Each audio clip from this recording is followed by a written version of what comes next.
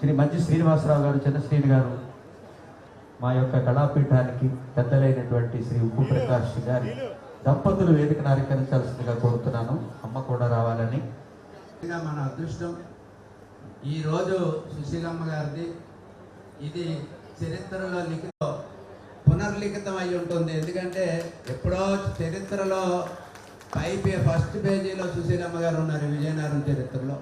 ఒక మాట అయితే చెప్పాలనిపిస్తుంది, ఇప్పటిదాకా ఏ మీటింగ్కి వెళ్ళినా సరే సంస్కృతి సాంప్రదాయాలకు పుట్టినిల్లు విజయనగరం అని చెప్తాం, కళలకి పుట్టినిల్లు విజయనగరం అని చెప్తాం. అదేవిధంగా గురజాడ అప్పారావు గారు, ఆదిపట్ల నారాయణ దాస్ గారు, ద్వారం నరసింహస్వామి నాయుడు గారు, ఇట్లా ఎంతోమంది, అదేవిధంగా సుశీలమ్మ గారు నడయాడిన పుణ్య భూమి ఇది అని చెప్తాం. కానీ నిజంగా కూడా కళ్ళతోని, మా కళ్ళతోని చూస్తున్నామంటే అదొక కళలాగా అయితే నిజంగా ఉంది. ఎందుకంటే మేము మా స్పీచ్లకు మాత్రమే పరిమితం ఈ పేర్లన్నీ కూడా. కానీ మేము లైవ్గా అవన్నీ ఆవిడ పక్కనే కూర్చున్నామంటే ఇంకా అదృష్టంగా కూడా చాలా భావిస్తున్నాము. నిజంగా అమ్మ ఎంతో మందిని ప్రాణాలు కాపాడినాలంటే డాక్టర్ అయి ఉండక్కర్లేదు, మీలాంటి ఒక మంచి సింగర్ అయితే చాలు. ఎంతో మంది ప్రాణాలను కాపాడిన వాళ్ళు ఉన్నారు, ఎంతో మంది మానసికంగా ఇబ్బంది పడుతూ ఉంటారు చూడండి, వాళ్ళందరినీ బయటికి తెచ్చిన కారకులు అయ్యారు. ఎంతో మంది ఆనందాన్ని కలిగించడానికి కారకులు.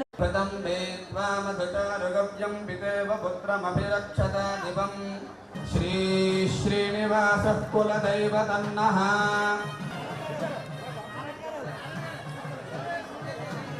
నారాయణ కళాపీఠం తరపున సుశీలమ్మ గారికి సన్మాన పత్రాన్ని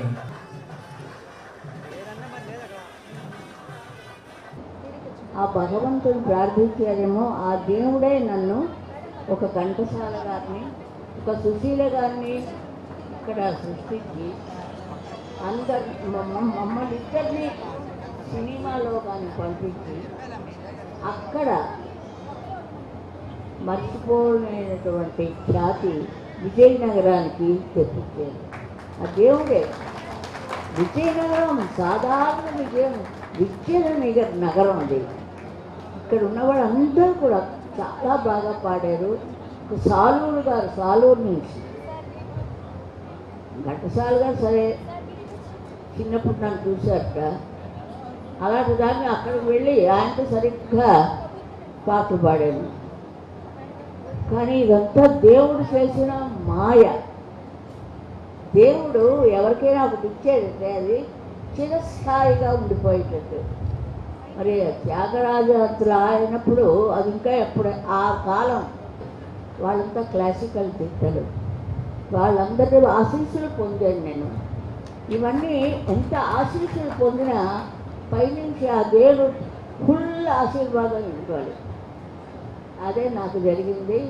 మా నాన్నగారికి ఆత్మతృప్తి కలిగింది. నేను పెద్ద సంగీతంలో అవ్వాలని అనుకున్నారు, కానీ సంగీతమే, కానీ ఇది సినిమా సంగీతం అయిందంతే. అంటే దానికంటే పాపులర్ ఇది. ఇప్పుడు రాను రాను అన్నీ మారిపోతున్నాయి.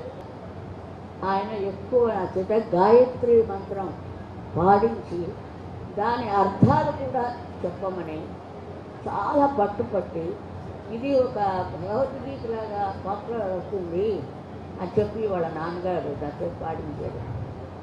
అందుకే అన్నాను, మణి శర్మ కాదయ్యా, శాస్త్రి గారు ఇచ్చిన మణి అది, అంది మణి శాస్త్రి అని పెట్టుకొని దొంగ పారిపోయాడు ఉండకుండా. చెప్పాను. చాలా చాలా సంతోషంగా ఇదంతా మన నారాయణ గారికి చెందుతుంది. పదే పదే